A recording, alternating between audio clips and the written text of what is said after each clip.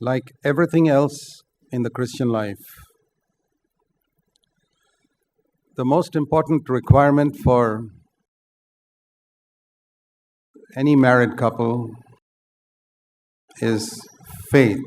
క్రైస్తవ జీవితంలో ప్రతి దానికి అవసరమైనట్లుగానే వివాహమైన వారికి అతి ముఖ్యమైనది ఏంటంటే వారికి కావాల్సింది విశ్వాసం.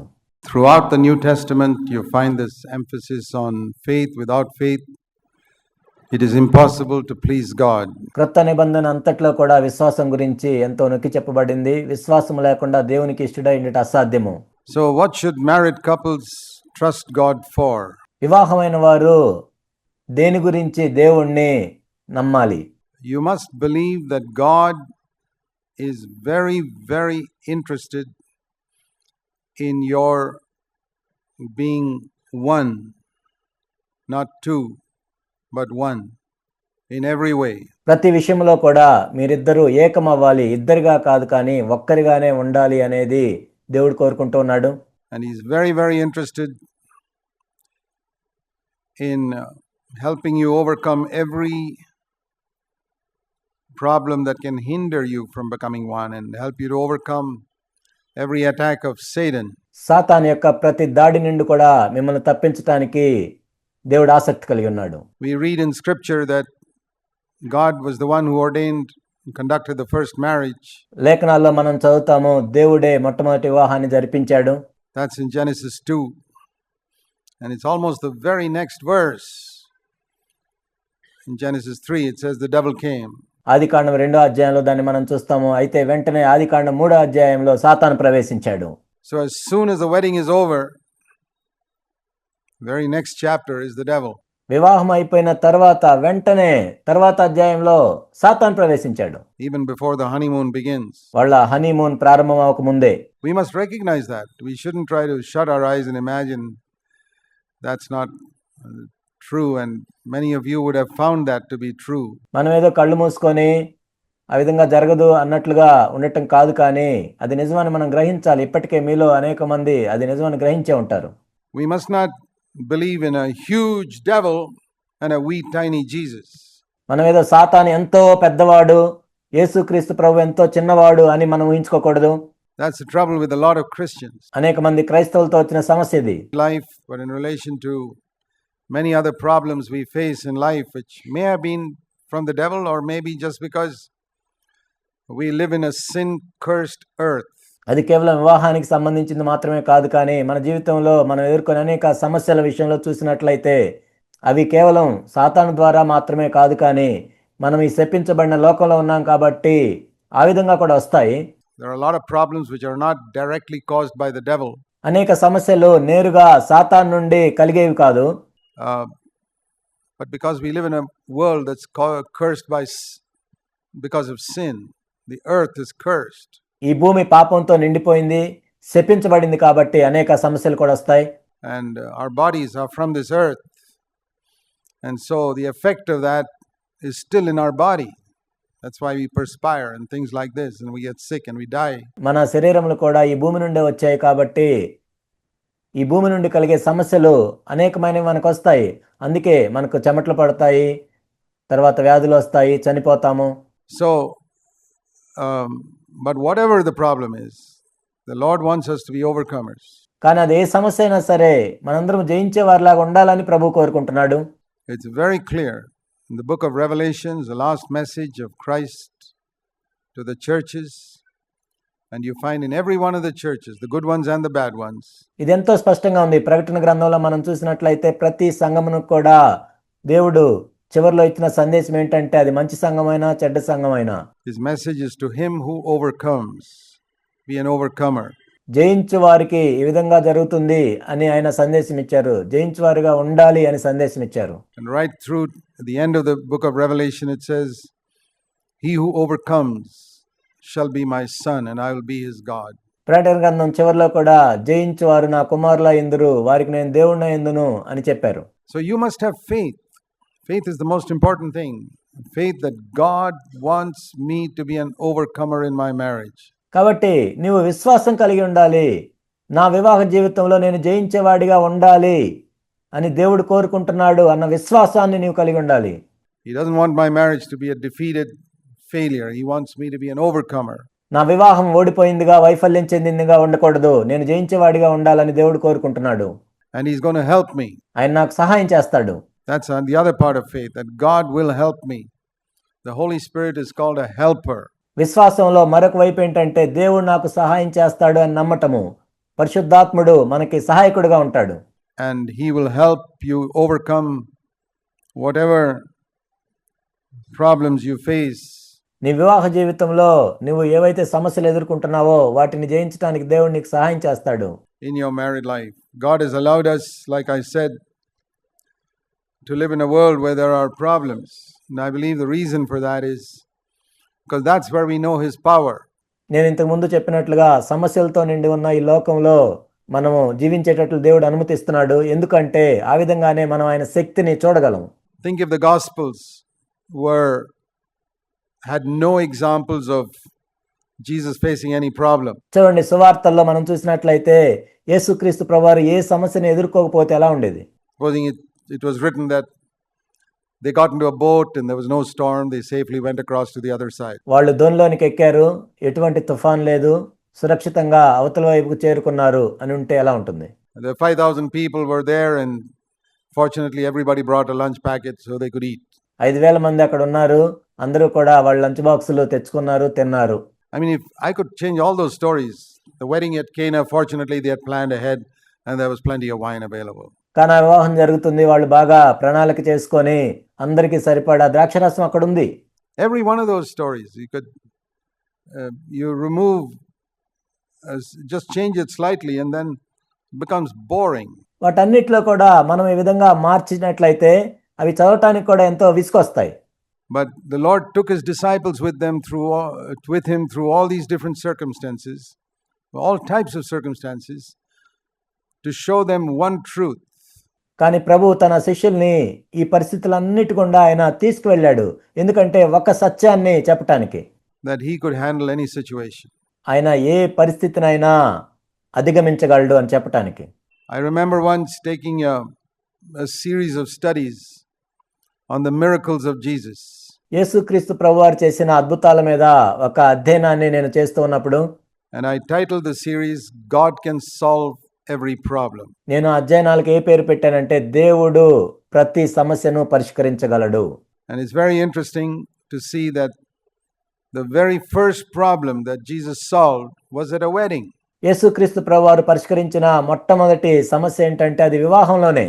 Teaching us that the wine can run out. You know, weddings we prepare so much so that we don't have any embarrassment with visitors having to go without food. ఆ ద్రాక్షరసం అయిపోవచ్చు, కానీ మనం వివాహంలో ఏం చేస్తామంటే వచ్చిన అతిథులకి ఏమి తక్కువ కాకుండా ఎంతో ఎక్కువగా మనం సిద్ధం చేసుకుంటాము, వాళ్ళు ఆహారం లేకుండా వెళ్లకుండా ఉండాలని. But what that teaches us is despite your best preparations, things can go wrong in a marriage.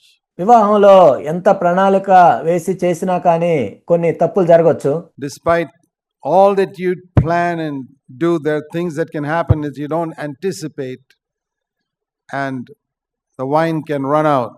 ఎంతో ప్రణాళిక వేసుకొని నువ్వు ఎన్ని చేసినా కానీ నీకు తెలియకుండా కొన్ని తప్పులు జరగవచ్చు, ద్రాక్షరసం అయిపోవచ్చు. That which started, a marriage which started with wine is a picture of joy and effervescence and, you know, bubbling over. And ఇక్కడ ద్రాక్షరసాన్ని మనం చూసినట్లయితే వివాహంలో ఉండే సంతోషం గురించి, ఆనందం గురించి, ఉల్లాసం గురించి చూడొచ్చు. it runs out and you don't anticipate that, but it does. కానీ అది అయిపోతుంది. అలా అయిపోతుందని నీకు తెలియదు, కానీ ఆ విధంగా జరుగుతుంది. And what we learn at that wedding is go to Jesus. Tell Him. Be honest. ఆ వివాహంలో మనం చూసేది ఏంటంటే యేసు ప్రభు దగ్గరికి వెళ్ళు, ఆయనకి చెప్పు, యథార్థంగా చెప్పు. Lord, the wine has run out in our marriage.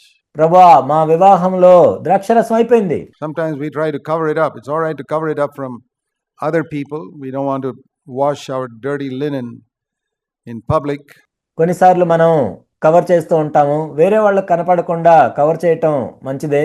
ఎందుకంటే మన మురికి గుడ్డలు ఇతరుల ఎదుట మనం ఉతుక్కోవాల్సిన అవసరం లేదు. But don't hide it from Jesus. Go and show him all your dirty linen. కానీ యేసు ప్రభు దగ్గరికి వెళ్ళి మీరేం దాచిపెట్టాల్సిన అవసరం లేదు. మీ మురిగుడ్డలన్నీ ప్రభువుకు చూపించవచ్చు. Tell him everything. ఆయనకి సమస్తం చెప్పుకోవచ్చు. We're trying to put up a good front before all these wedding guests, but the wine has run out. నిజాయితీగా యథార్థంగా ప్రభు దగ్గరికి వెళ్ళి మా ద్రాక్షరసం అయిపోయిందని ఒప్పుకోవచ్చు. We're in a bit of a panic because it's very embarrassing. We don't know what to do. కాబట్టి ఏం చేయాలో తెలియట్లేదు, ఎంతో ఇబ్బందికరంగా ఉంది ఈ పరిస్థితి. And Mary told the servants, whatever he tells you to do, do it. Mariya ఆ సేవకులతో ఏం చెప్పిందంటే ఆయన ఏది చెప్తే అది చేయమని చెప్పింది. So if you're willing to work hard like those servants were, to fill 6 water pots, 150, 600 liters. ఆ సేవకుల వల్లే మీరు కూడా కష్టపడి పని చేయటానికి సిద్ధంగా ఉన్నట్లయితే ఆ 6 రాతి బాణలను నీటితో నింపాలి, ఒక 600 లీటర్లు. It's not easy to fill a water pot of 100 liters. ఒక 100 లీటర్లు కలిగిన ఒక రాతి బాణను నింపటం అంత సులభమేం కాదు. 6 water pots like that. ఆ విధంగా 6 రాతి బాణలు ఉన్నాయి. If you're willing to work hard like those servants on your marriage, ఆ సేవకులు కష్టపడి పనిచేసినట్లుగానే నీ వివాహ జీవితంలో నీవు కూడా కష్టపడటానికి ఇష్టపడినట్లయితే you will discover that at the end, the wine that Jesus produces is even better. ఆ చివరిలో నువ్వేం కనుగొంటావంటే యేసుక్రీస్తు ప్రభువారు ద్రాక్షరసంగా మార్చినది ఎంతో మధురంగా ఉంది అని చూస్తావు. Than what the movies talk about happy marriages. సంతోషకరమైన వివాహ జీవితం అని ఏదైతే సినిమాల్లో చూపిస్తారో దానికంటే కూడా. He can do a wonderful job. That is the message of the first miracle that Jesus did. యేసుక్రీస్తు ప్రభువారు ఎంతో గొప్పగా ఆ విషయంలో పని చేయగలరు. అదే యేసుక్రీస్తు ప్రభువారు చేసిన మొదటి అద్భుతం యొక్క సారాంశం. That's what I mean by having faith. The most important requirement for marriage is to have faith that God can solve any problem. I don't know what your problem is. అందుకే నేను చెప్తుంది ఏంటంటే వివాహ జీవితంలో అతి ప్రాముఖ్యమైనది ఏంటంటే విశ్వాసం కలిగి ఉండటము. దేవుడు ప్రతి సమస్యను పరిష్కరించగలడు. నీ సమస్య ఏంటో నాకు తెలియదు. It doesn't matter what it is, what type of wine has run out in your life. But I want to say that Jesus can handle it. నీ జీవితంలో ఎటువంటి ద్రాక్షరసం అయిపోయిందో నాకు తెలియదు, కానీ యేసుక్రీస్తు ప్రభువారు దాన్ని పరిష్కరించగలరు. I never find any situation where Christ says, oh, that's tough, I don't know how to handle that. He doesn't even have to think. అయ్యో ఇది ఎంతో క్లిష్టమైంది, నేను దీన్ని పరిష్కరించలేను అని యేసుక్రీస్తు ప్రభువారు చెప్పిన సందర్భం ఒకటి కూడా లేదు. అసలు ఆయన ఆలోచించాల్సిన పని కూడా లేదు. Immediately there's an answer.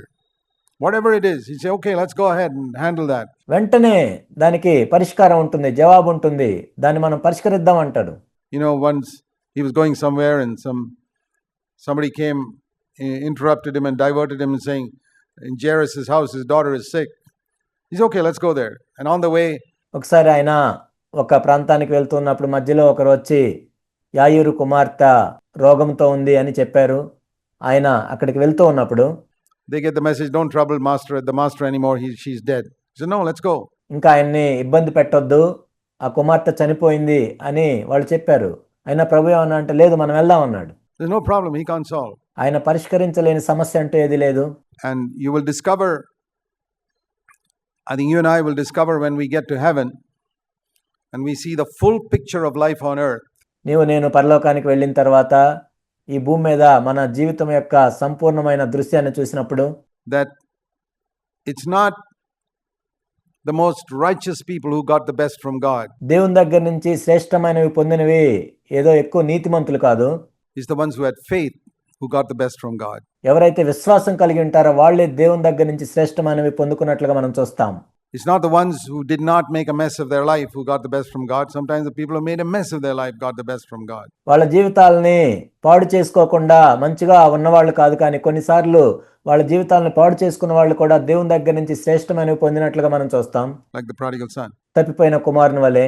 It's a question of faith. ఇక్కడ ప్రశ్న ఏంటంటే విశ్వాసం. Supposing, for example, your married life is really bad. ఉదాహరణకు మనం చూసినట్లయితే నీ వివాహ జీవితం ఎంతో పాడైపోయింది అనుకో. Like the old heavens and the earth that were destroyed when Satan fell. సాతాను ఆకాశంలో నుండి పడిపోయిన తర్వాత ఏవైతే పాత ఆకాశములు ఉన్నాయో అవన్నీ కూడా పాడైపోయినట్లుగా. And it says in Genesis 1 verse 2, the earth was without shape, darkness was over the face of the deep. ఆదికాండం 1:2 మనం చూసినట్లుగా భూమి నిరాకారంగాను శూన్యంగాను అంధకారంలో ఉంది. And it was empty, dark and without any proper shape. Maybe your marriage is like that. నిరాకారంగా, శూన్యంగా, అంధకారంలో ఉంది. బహుశా మీ వివాహ జీవితం కూడా అలా ఉందేమో. Another person's marriage is also like that. But that person has faith. Lord, I read in the first chapter of the Bible, you made something beautiful out of that. ఇంకొక వ్యక్తి వివాహ జీవితం కూడా అలానే ఉంది. కానీ ఆ వ్యక్తి విశ్వాసంతో ఈ విధంగా అంటాడు, ప్రభువా, ఆదికాండం 1వ అధ్యాయంలో ఇలా ఉన్నదాన్ని మీరెంతో సౌందర్యవంతంగా మార్చారు. Rotten earth, and you made it so good that even you could certify it as very good. ఎంతో పాడైపోయిన ఈ భూమిని మీరు అందంగా మార్చి అది మంచిగా ఉన్నట్లు మీరే సర్టిఫికేట్ ఇచ్చారు. I believe you can do it. నువ్వు చేయగలవని నేను నమ్ముతున్నాను. But on the other hand, you say, oh, well, I don't know, things are pretty bad. My husband doesn't understand. My wife doesn't understand. Put the blame on everybody but yourself. ఇంకొక వైపు చూసినట్లయితే నీవేమంటున్నావంటే, లేదు లేదు, పరిస్థితులు ఏమి బాగలేవు, నా భార్య బాగలేదు, నా భర్త బాగలేడు, లేకపోతే ఫలాంది బాగలేదని అందరి మీద నేరారోపణ చేస్తున్నావు, కానీ నీ మీద నింద వేసుకోవట్లేదు నువ్వు. And it doesn't work out. అలా ఉంటే అది పనిచేయదు. And you make a mess of your life. And one day, maybe you do get to heaven, scrape in there by the skin of your teeth. ఆ విధంగా నీ జీవితాన్ని నువ్వు పాడు చేసుకుంటావు. నువ్వు పరలోకానికి కూడా రావచ్చు, ఏదో పాక్కుంటూ మొత్తానికి రావచ్చు. And when you stand there and you discover that your married life was pretty bad. కానీ నువ్వు అక్కడ నిలబడ్డప్పుడు నువ్వు ఈ విధంగా చూస్తావు, నీ వివాహ జీవితం పాడైపోయినప్పుడు. And you say, what to do, Lord? My wife was like this or my husband was like this, and that's my married life was pretty bad. ప్రభువా, మరి ఏం చేయాలి? నా భర్త ఇలా ఉన్నాడు, నా భార్య ఇలా ఉంది, అందుకే నా వివాహ జీవితం ఈ విధంగా పాడైపోయింది. And the Lord will call another couple here. He say, come here. అప్పుడు ప్రభు ఇంకొక జంటని పిలుస్తాడు, ఇక్కడికి రండి అని. Let me show you the video of their life. వాళ్ళ జీవితం యొక్క వీడియో మీకు చూపిస్తాను. And the Lord shows you a video of their married life, and it was 10 times worse than yours. వాళ్ళ వివాహానికి సంబంధించిన వీడియో చూపించినప్పుడు మీకంటే 10 రెట్లు వాళ్ళది ఎంతో పాడైపోయింది. And then the Lord says, now I'll show you what the married life turned out to be. ఆ తర్వాత వాళ్ళ వివాహ జీవితం ఎలా మారిపోయిందో నేను చూపిస్తాను. A glorious married life. You say, how did that happen? ఎంతో మహిమకరమైన వివాహ జీవితంగా మారింది. ఏ విధంగా జరిగింది ఇలా? And the Lord will say, they trusted me, you didn't. That's all. వాళ్ళు నన్ను విశ్వసించారు, నువ్వు విశ్వసించలేదు. You thought your mess was so bad that even I couldn't sort it out. నువ్వేమనుకున్నావంటే నీ జీవితం ఎంత పాడైపోయిందంటే నేను కూడా బాగా చేయలేనని నువ్వు అనుకున్నావు. But their marriage life was a bigger mess than yours. కానీ వాళ్ళ వివాహ జీవితం నీకంటే ఎంతో లోతుగా పాడైపోయింది.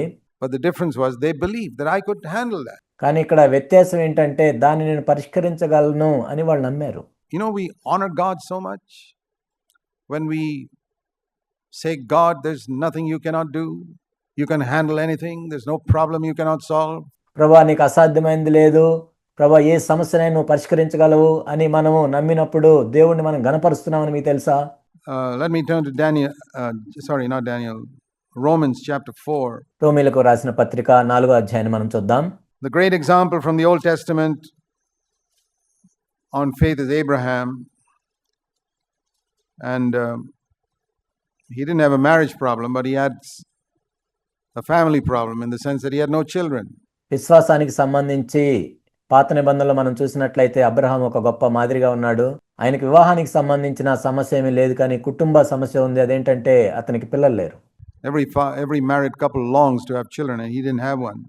వివాహమైన ప్రతి వారు కూడా పిల్లలు కలగాలని ఎంతో కోరుకుంటారు, కానీ అబ్రహాముకి పిల్లలు లేరు.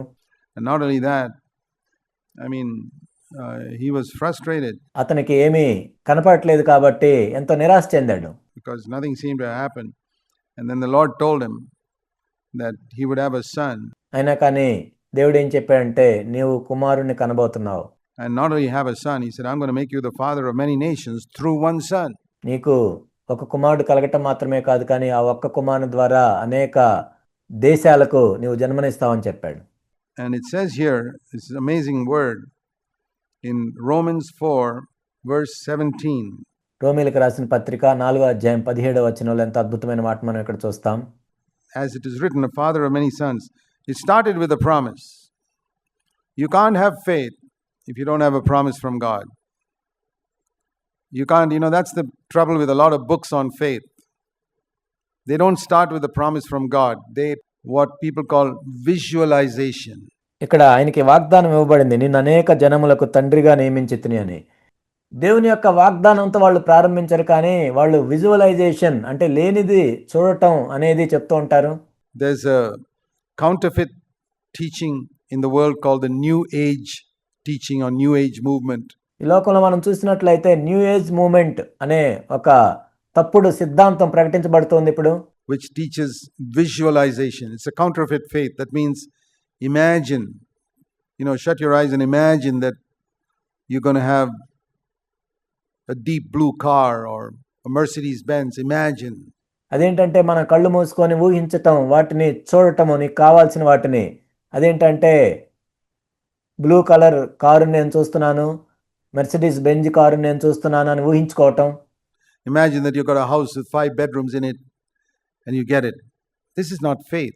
నీకు 5 బెడ్రూములు కలిగిన ఇల్లు ఉన్నట్లుగా ఊహించుకోవటం, ఆ విధంగా ఊహించుకుంటూ ఉన్నట్లయితే నువ్వు దాన్ని పొందుతావు అని చెప్తూ ఉంటారు. అది విశ్వాసం కాదు. This is New Age teaching. ఇది న్యూ ఏజ్ బోధ. Abraham didn't sort of shut his eyes and imagine that his wife is going to bear a son. Abraham కళ్ళు మూసుకొని నా భార్య కుమారుని కనబోతుందని ఆయన ఊహించుకోలేదు. Any amount of visualization wouldn't have made Sarah pregnant. నీ కళ్ళు మూసుకొని నువ్వు ఎంత ఊహించుకున్నంత మాత్రాన శారా ఏమీ గర్భవతి అవ్వదు. It was a word from God. అది దేవుని దగ్గర నుంచి వచ్చిన మాట. I have made you a father of many nations. He caught on to that word. నేను నిన్ను అనేక జనములకు తండ్రిగా నియమించి తిని, ఆ మాటను ఆయన పట్టుకున్నాడు. It's a wonderful thing when you can lay hold of a promise from God దేవుని దగ్గర నుంచి వచ్చిన మాటను పట్టుకొని ఉండటం అనేది ఎంతో అద్భుతమైన విషయం. and base your faith on that, put your foot on it, build your house on it. That's a solid foundation. దాన్ని ఆధారం చేసుకొని నీ కాలు పెట్టి అక్కడ నువ్వు పునాది వేసుకున్నట్లయితే అది ఎంతో గట్టి పునాదిగా ఉంటుంది. And it says here, in the presence of him whom he believed, even God, who gives life to the dead and calls into being that which does not exist. ఇక్కడ మనం చూసినట్లయితే తాను విశ్వసించిన దేవుని ఎదుట, అనగా మృతులను సజీవులుగా చేయవాడును లేని వాటిని ఉన్నట్టుగానే పిలిచేవాడినైన దేవుని ఎదుట అతడు మనందరికీ తండ్రి అయి ఉన్నాడు. Something that doesn't exist, a happy marriage, God calls it into being. లేనివి ఉన్నట్టుగా పిలిచేవాడు దేవుడు. మన వివాహ జీవితంలో సంతోషం లేనట్లయితే దాన్ని కలుగజేయగలడు. And in hope, against hope, he believed. There was absolutely no hope for a 90-year-old woman to have a child. కాబట్టి నిరీక్షణకు ఆధారం లేనప్పుడు అతడు నిరీక్షణ కలిగి నమ్మెను. నిజానికి మనం చూసినట్లయితే 90 సంవత్సరాల ఒక స్త్రీకి పిల్లలు కలుగుతారు అనే నిరీక్షణ లేదు. But he believed. Why did he believe? కానీ ఆయన విశ్వసించాడు. ఎందుకు విశ్వసించాడు? He didn't visualize. He believed because God had given him a promise. ఆయన ఏదో కళ్ళు మూసుకొని ఊహించుకోలేదు, కానీ దేవుడు వాగ్దానం చేశాడు కాబట్టి ఆ మాట నమ్మాడు. And that's why it's very important for you to read the scriptures, to know the promises. అందుకే దేవుడిచ్చిన వాగ్దానాలను తెలుసుకోవటానికి లేఖనాలను చదవటం అనేది ఎంతో ప్రాముఖ్యమైన విషయం. I think of so many situations where it's not that you can claim a promise for all types of situations, but suddenly a word comes into your mind in some situation if you're walking with God and listening to his word. అంటే ఏదో మనం వెళ్ళే ప్రతి పరిస్థితిలో ఏదో ఒక వాక్యాన్ని పట్టుకొని నమ్మటం అని కాదు, కానీ మనం కొన్ని ప్రత్యేకమైన పరిస్థితుల్లో వెళ్తున్నప్పుడు, దేవునితో నడుస్తూ ఉన్నప్పుడు దేవుడు మనకి తన వాగ్దానాన్ని గుర్తు చేస్తాడు. And say, Lord, I'm going to claim that. ప్రభువా, దీన్ని నేను నమ్ముతున్నాను, దీన్ని విశ్వసిస్తున్నానని చెప్తాం. When my wife and I were walking down Friday evening to the railway station to catch the train. నేను నా భార్య శుక్రవారం సాయంత్రం ట్రైన్లో వెళ్ళటానికి వెళ్తూ ఉన్నాం. In the dark, this person dropped this big 6-foot iron handle on her foot. And boy, she was in real pain. ఇక్కడ చీకట్లో ఏమైందంటే ఒక వ్యక్తి 6 అడుగుల ఐరన్ హ్యాండిల్ మా కాళ్ళ మీద వేశాడు. And we somehow limped across to the compartment. మొత్తానికి మేము కంపార్ట్మెంట్ దగ్గరికి వెళ్ళగలిగాం. And I thought, now what shall we do? నేనేం ఆలోచించానంటే ఇప్పుడు మనం ఏం చేయగలం? Why has God given us all these promises in scripture saying, ask in my name and I'll give it to you if you ask the Father anything in my name? దేవుడు ఎందుకు వాగ్దానాలను ఇచ్చాడు? మీరు అడగండి మీకు ఇవ్వబడుతుంది, నా నామమున మీరేం అడిగి నేను చేస్తాను. And there are a couple of brothers there with us and said, okay, we are 2 or 3 here now, we can pray. కొంతమంది సహోదరులు మాతో అక్కడ ఉన్నారు, మనం ఇక్కడ 2-3 ఉన్నాం కాబట్టి మనం కలిసి ప్రార్థన చేద్దామని నేను చెప్పాను. Jesus, you're in our midst, and if you ask for anything, it will be granted. These are all just vague sort of smoke in the sky type of thing, which got nothing concrete about it. ప్రభువా, మేము ఇక్కడ ఉన్నాము, మా మధ్యలో మీరు ఉన్నారు అని ప్రార్థన చేయటం కేవలం అది ఏదో ఆకాశంలో పొగలాంటిదేనా, లేకపోతే అది మనకేది కనపడిందేనా? I said, Lord, this is the time where I want to claim these promises. In Jesus' name, I am asking you that she'll be free and ప్రభా యేసు నామంలో నేను ఆ వాగ్దానాలు నేను ఇప్పుడు ఎత్తి పట్టుకుంటున్నాను. నేను అడుగుతున్నాను ప్రభా తన నొప్పి నుంచి ప్రభా నివారణ చేయండి. A word popped into my mind, that verse, not one bone of his will be broken. I said, well, I'm not claiming that for life, but this particular situation, ఆయన ఎముకల్లో ఒక ఎముక కూడా విరగదు అని ఒక వాగ్దానం ఉంది. అంటే అది జీవితానికి సంబంధించింది, కానీ ఈ పరిస్థితిలో నేను దాన్ని అడుగుతున్నాను. I claim that no bone will be broken. ఒక్క ఎముక కూడా విరగకూడదని నేను అడుగుతున్నాను దేవుణ్ణి. And want to trust you that you'll be healed, and in the name of Jesus walk tomorrow morning. యేసు నామములో తాను స్వస్థత పొంది రేపు ఉదయం నుంచి నడవాలి అని నేను అడుగుతున్నాను. I didn't have faith to say walk right now, but I said walk tomorrow morning. ఇప్పుడే నడు అని చెప్పే విశ్వాసం నాకు లేదు, కానీ రేపు ఉదయం నడవగలగాలి అనే విశ్వాసంతో నేను ప్రార్థన చేశాను. Jesus would have said walk right now. I don't have that much faith. అదే యేసు ప్రభు అయితే ఇప్పుడే నడవమని చెప్పేవాడు. నాకైతే అంత విశ్వాసం లేదు, And she did walk. కానీ ఆమె నడిచింది. What I'm saying is, it was such a tremendous encouragement to me, to the limit of my faith. కాబట్టి నా విశ్వాస పరిమాణాన్ని బట్టి అదెంతో నాకు ప్రోత్సాహకరంగా ఉంది. All of us have got faith up to a certain limit. మనందరం కూడా ఒక్కొక్క పరిమాణంలో ఒక్కొక్కరము తగినంత విశ్వాసాన్ని కలిగి ఉన్నాం. According to that, my faith didn't come like that. It's worked through many, many years. నా విశ్వాస పరిమాణం కూడా ఏదో అది ఒక క్షణంలో వచ్చింది కాదు, అనేక సంవత్సరాల నుండి కలిగింది అది. As I've trusted God for little things and little more. It's like going from first standard to second standard, third standard. నేను ప్రభువుని నమ్మిన దాన్ని బట్టి చిన్న చిన్న పరిస్థితుల్లో ఒకదాని నుంచి ఇంకొక దాని వరకు ఆ విధంగా మనము 1వ తరగతి నుంచి 2వ తరగతికి వెళ్ళినట్లు. You can't jump up to 10th standard. Don't try and do that. నువ్వు నేరుగా 10వ తరగతిలోనికి వెళ్ళలేవు. ఆ విధంగా ప్రయత్నం చేయొద్దు. You can't jump up to BSc. నువ్వు నేరుగా BScలోకి వెళ్ళలేవు. But if you start in kindergarten and you're faithful, it's the school of faith. You got to keep growing. కాబట్టి నువ్వు ఎల్కేజీలో ప్రారంభించి ఆ విధంగా విశ్వాసం అనే పాఠశాలలో ఒక్కొక్క తరగతికి నువ్వు ఎదుగుతూ ఉండాలి. And you can. And that's why God gives us these little examinations. First standard examination, second standard examination, third standard examination. ఆ విధంగా నువ్వు ఎదగగలవు కూడా. అందుకే దేవుడు నీకు ఒక్కొక్క తరగతిలో ఒక్కొక్క పరీక్ష పెడుతూ ఉంటాడు. 1వ తరగతి, 2వ తరగతి, 3వ తరగతి పరీక్షలు, ఆ విధంగా. Every examination is a promotion. ప్రతి పరీక్ష కూడా నీకు ప్రమోషన్ లాంటిదే. Trust in the Lord. You have a problem in your married life, whatever it is, it doesn't matter what it is. ప్రభు యందు నమ్మిక ఉంచు. అది ఏ సమస్య అయినా సరే, నీ వివాహంలో సమస్య, మరే సమస్య అయినా సరే. Trust in the Lord. And don't expect to answer 10th standard questions when you're in first standard. నువ్వు 1వ తరగతిలో ఉన్నప్పుడు 10వ తరగతి పరీక్షలకు జవాబులు రావాలని కోరుకోవద్దు. Handle the first standard ones, and then little by little you'll reach 10th standard one day. కాబట్టి నువ్వు 1వ తరగతిలో వచ్చే పరీక్షలు రాయి, ఆ తర్వాత 10వ తరగతికి వెళ్తావు ఒకరోజు. Don't look at somebody else who's doing a PhD వేరే PhD చేసే వాళ్ళని చూడొద్దు. and expect to be able to answer the questions he can. You don't have that faith, but you can get there.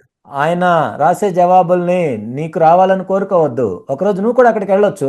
In your married life, if you work at it, but if you're lazy, you can sit in first standard for 25 years. నువ్వు ఆ విధంగా కష్టపడి పనిచేస్తూ ఉన్నట్లయితే నీ వివాహ జీవితంలో ఆ విధంగా నువ్వు వెళ్ళొచ్చు. కానీ నువ్వెంతో సోమరిగా ఉండి ఆ విధంగా ఉన్నట్లయితే 25 సంవత్సరాలైనా నువ్వు 1వ తరగతిలో ఉంటావు. Every little thing that comes up, don't just give up hope and say, oh, there's no hope. కాబట్టి ఏ సమస్య వచ్చినా కానీ విడిచిపెట్టొద్దు, ఇంకే నిరీక్షణ లేదని. Let the unbelievers and the atheists and all say that. You say no. అవిశ్వాసులు, నాస్తికులు ఆ విధంగా చెప్పనివ్వు, కానీ నువ్వైతే ఒప్పుకోవద్దు. God can solve this. దేవుడు దీన్ని పరిష్కరించగలడు. And little by little, you can go higher and higher. కొంచెం ఆ విధంగా నీవు పైకి ఎదగొచ్చు. It's a wonderful thing. So I say faith is the most important thing. కాబట్టి విశ్వాసము అనేది ఎంతో ప్రాముఖ్యమైనది, ఇది ఎంతో అద్భుతమైనది. And in hope against hope he believed. నిరీక్షణకు ఆధారం లేనప్పుడు నిరీక్షణ కలిగి ఆయన నమ్మెను. And then it says in verse 19, without becoming weak in faith. మరియు అతడు విశ్వాసమందు బలహీనుడు కాక, 19వ వచనం. He contemplated he didn't shut his eyes and say, oh, visualize, oh, my body is very strong. No. It says he looked at his body. No visualization. It was as good as dead. కాబట్టి ఆయన ఏదో కళ్ళు మూసుకొని నేను ఇప్పుడు ఎంతో బలంగా ఉన్నాను, దృఢంగా ఉన్నాను అని ఆయనే ఊహించుకోలేదు, కానీ తన శరీరం వైపు చూసి ఈ శరీరము మృతతుల్యమైంది. He wasn't visualizing anything. ఆయనేమో ఏదో ఊహించుకోవట్లేదు. He was just facing reality. ఆయన యథార్థంగా ఏదైతే ఉందో దాన్నే చూస్తున్నాడు. He wasn't imagining himself. Oh, I imagine Abraham, I'm not 100 years old, I'm a strong 30-year-old. No. Abraham కళ్ళు మూసుకొని, అబ్రహాం అనే నేను, నాకు 100 సంవత్సరాలు లేవు, 30 సంవత్సరాల వయసే కలిగి ఉన్నాను, ఎంతో బలంగా ఉన్నాను అని ఊహించుకోవట్లేదు ఆయన. I'm a 99-year-old guy and my body is as good as dead. నాకు 99 సంవత్సరాల వయసు ఉంది, నా శరీరము మృతతుల్యమైంది.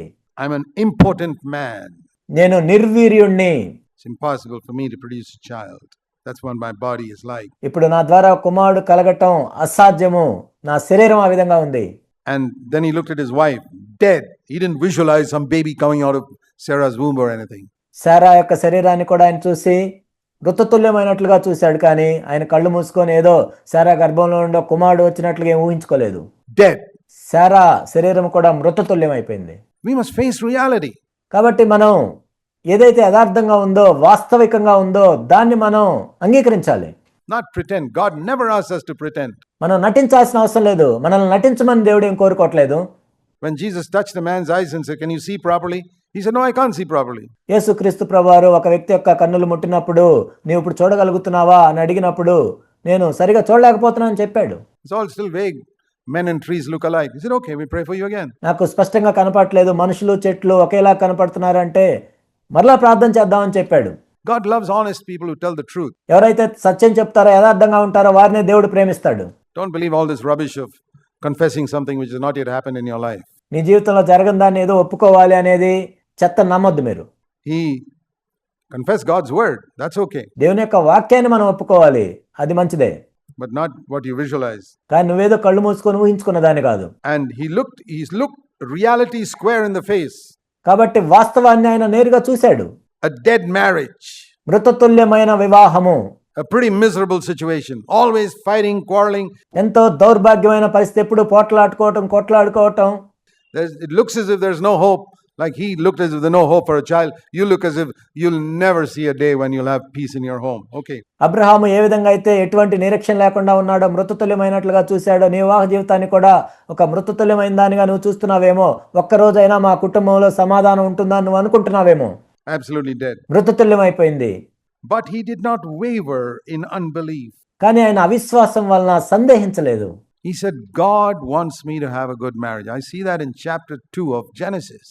నేను మంచి వివాహాన్ని కలిగి ఉండాలని దేవుడు కోరుకుంటున్నాడు. ఆదికాండం 2వ అధ్యాయంలో దాన్ని నేను చూశాను. And whoever has messed up my life, married life, it's not God, it's the devil. నా వివాహ జీవితాన్ని పాడు చేసింది దేవుడు కాదు, కానీ సాతాను. Jesus said he has come to steal and to kill and to destroy. యేసుక్రీస్తు ప్రభువారు సాతాను గురించి ఏం చెప్పారంటే, సాతాను దొంగిలించటానికి, చంపటానికి, నాశనం చేయటానికే వస్తాడు. He's come to steal all the happiness in marriage. వివాహంలో ఉన్న సంతోషాన్ని దొంగిలించడానికి వస్తాడు. He's come to kill what little life there is in the marriage and destroy it completely.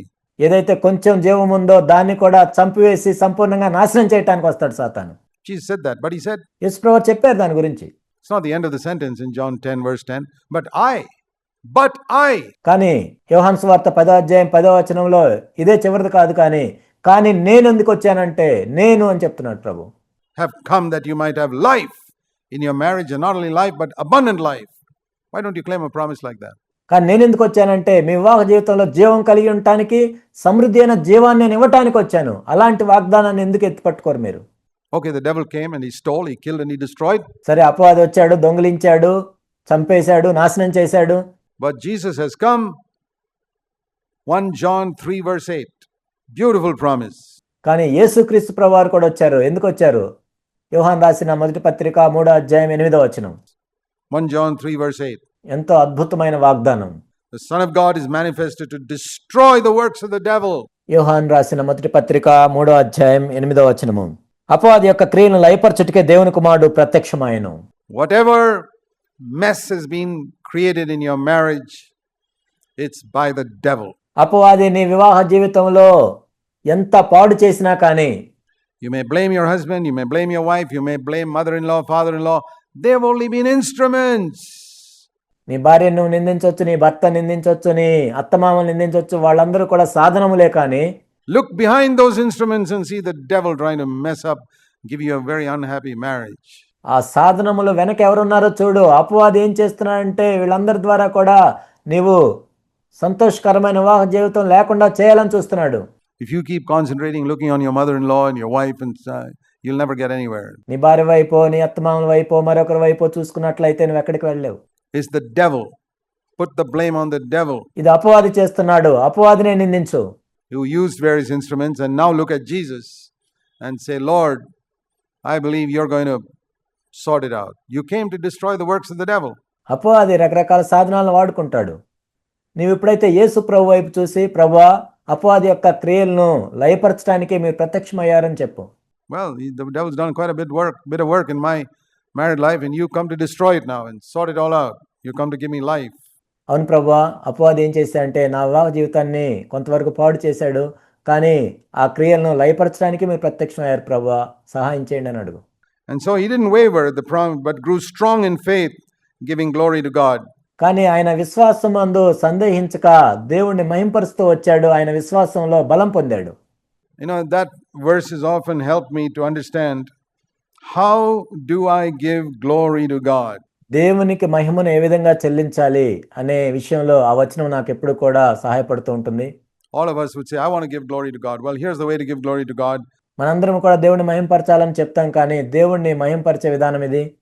Being fully assured, verse 21, being fully assured that what God has promised, He's able to perform. Not what I visualize God will do. No. ఇక్కడ 21వ వచనంలో మనం చూసినట్లయితే, దేవుని మహిమపరిచి ఆయన వాగ్దానం చేసిందా నెరవేర్చుటకు సమర్థుడని రూఢిగా విశ్వాసించి విశ్వాసం వలన బలము నొందెను. ఏదో నేను ఊహించుకున్న దాన్ని బట్టి నమ్మటం కాదు, But what God has promised, He will perform. కానీ ఏదైతే దేవుడు వాగ్దానం చేశాడో దాన్ని నెరవేర్చగలడు. Has He told me that if the devil has come to steal and kill and destroy, He has come to give me life? He will do it. He will do it. Does it say in the word, the Son of God has come to destroy the works of the devil? He'll do it. దేవుని కుమారుడు అపవాది యొక్క క్రియలను లయం చేయడానికి ప్రత్యక్షమయ్యాడని ప్రభు నీతో చెప్పినట్లయితే చేస్తాడు ఆయన. You know, that's why it's so important to know these promises in Scripture. అందుకే లేఖనాల్లో ఈ వాగ్దానాలు మనం తెలుసుకోవటం అనేది ఎంతో ప్రాముఖ్యమైన విషయం. I feel sorry for people who walk around with all these wonderful checks, ఈ అద్భుతమైన చెక్కులన్నీ కలిగి కూడా huge amounts of money inside the Bible, and they don't even cash it. బైబిల్లో ఎంతో డబ్బుతో కూడి కలిగి ఉన్న అనేకమైన చెక్కులు కలిగి ఉన్నా కానీ దాన్ని వాళ్ళు ఉపయోగించుకోకుండా అనేక మంది వెళ్తుంటారు. వాళ్ళని చూసి నేను ఎంతో విచారిస్తాను. Think of this verse, for example. What a fantastic check it is. ఉదాహరణకి ఈ వచనం గురించి మనం ఆలోచిద్దాము. ఇది ఎంత అద్భుతమైన చెక్కు కదా. 1 John 3:8. The Son of God is manifested to destroy the works of the devil, every single one of them. మొదటి యోహాను 3:8 దేవుని కుమారుడు అపవాది యొక్క క్రియలను లయపరచడానికే ప్రత్యక్షమయ్యాడు, ప్రతి దాన్ని కూడా. I believe that. I didn't have that faith when I was a young Christian, and you know why? Not because I was young. నేను యవనస్తుడిగా ఉన్నప్పుడు దాన్ని నమ్మలేదు. ఎందుకో మీకు తెలుసా? నేను యవనస్తుడని కాదు, Because the preachers who preached to me didn't have that faith themselves. ఎందుకంటే నాకు బోధించిన బోధకులకి వారికి కూడా దీని మీద విశ్వాసం లేదు. And they never stirred up faith in me. They gave me all type of information about the Bible, but didn't create faith. వాళ్ళు నా విశ్వాసాన్ని పురికొల్పలేదు. బైబిల్కి సంబంధించిన సమాచారం అంతా ఇచ్చారు, కానీ నా విశ్వాసాన్ని వాళ్ళు పురికొల్పలేదు. They would read it like some Bible study and go to the root meaning of the Greek word and all that rubbish. వాళ్ళు ఏదో బైబిల్ అధ్యయనం చేసి ఏదో దాని మూల అర్థం ఇది, గ్రీక్ అర్థం ఇది అని అలాంటి చెప్పారు. కానీ Instead of telling me, hey, listen, Jesus can destroy the works of the devil in your life, in your married life. నీ జీవితంలో, నీ వివాహ జీవితంలో అపవాది చేసిన క్రియలను యేసుక్రీస్తు ప్రభువారు లయపరచగలరు అని చెప్పలేదు. What a difference that would have made in my life if I had heard that when I was young. నేను యవనస్తుడిగా ఉన్నప్పుడు ఆ విధంగా విని ఉంటే నా జీవితంలో ఎంత మార్పు వచ్చిండోదో కదా. You guys don't realize how lucky you are ఇప్పుడు ఈ మాటలు వింటున్నారు.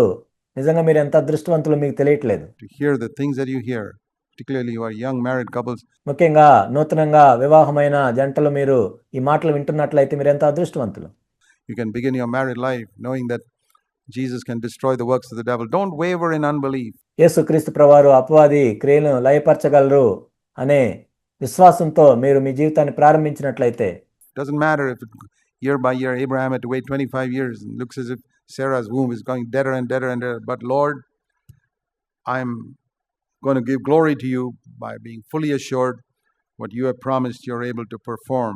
అబ్రాహాముకి 75 సంవత్సరాలు వయసు వచ్చినప్పటి నుంచి 25 సంవత్సరాలు ఆయన వేచి ఉండి ఉన్నప్పుడు ఆయన విశ్వాసంలో సందేహించలేదు, కానీ దేవుని మహింపరిచి ఆయన వాగ్దానం చేసిన దాన్ని నెరవేర్చడానికి సమర్థుడైన రూఢిగా విశ్వసించాడు. I want to show you also Matthew chapter 19. మత్తయి సువార్త 19వ అధ్యాయాన్ని కూడా నేను మీకు చూపించాలనుకుంటున్నాను. See, there are so many books on marriage and bringing up children, all techniques and this and that and the other. It's all psychology. A lot of it is psychology. వివాహానికి సంబంధించి పిల్లలు పెంచడం గురించి అనేక పుస్తకాలు ఉన్నాయి. అవన్నీ కూడా మనస్తత్వ శాస్త్రానికి సంబంధించినవే. I don't want to stand up here and teach you psychology. There, if you want to read that, there are hundreds of books. Go and read them. Go on the internet. You'll find lots and lots of messages on happy married life and all. నేను ఇక్కడ నిలబడి ఆ మనస్తత్వ శాస్త్రం గురించి చెప్పడానికి ఇక్కడ లేను, కానీ మీకు కావాలంటే మీరు ఇంటర్నెట్లో కానీ మరొక చోట ఉంటాయి. చాలా చెప్తూ ఉంటారు వాటి గురించి, వాళ్ళు సంతోషకరమైన వివాహ జీవితం గురించి.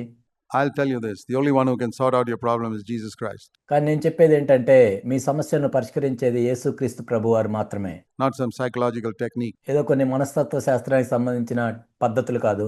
Like they say, from your office every half an hour call up your wife and say, darling, I love you. That's not the way to have a happy marriage. వాళ్ళు ఏం చెప్తారంటే మీరు ఆఫీస్కి వెళ్ళిన తర్వాత ప్రతి అర్ధ గంటకి ఫోన్ చేసి డార్లింగ్ నేను నిన్ను ప్రేమిస్తున్నాను అని చెప్పమంటారు. అలా కాదు సంతోషకరమైన జీవితం ఉండేది. To call up your wife every half an hour. A lot of people do that. It doesn't succeed. But if you can trust God that He can do something, He can do it. నీ భార్యకి ఏదో ప్రతి అర్ధ గంటకి phone చేయటం ద్వారా కాదు నీ సమస్య పరిష్కరించబడేది. యేసుక్రీస్తు ప్రభువాన్ని నీవు విశ్వసించినట్లయితే ఆయన పరిష్కరించగలడు. I don't call up my wife every half an hour wherever I am and say I love you. నేను ఎక్కడున్నా కానీ ప్రతి అర్ధ గంటకి నా భార్యకి నేను ఫోన్ చేసి నేను ప్రేమిస్తున్నాను నేనేం చెప్పను. That's not the way. I trust God. We must trust God that God will bring healing and life into our marriage. అది కాదు విధానం. మనం దేవుడిని నమ్మాలి. దేవుడు మాత్రమే మన జీవితంలో స్వస్థతను తీసుకొని రాగలడు, జీవాన్ని తీసుకొని రాగలరు. Matthew 19.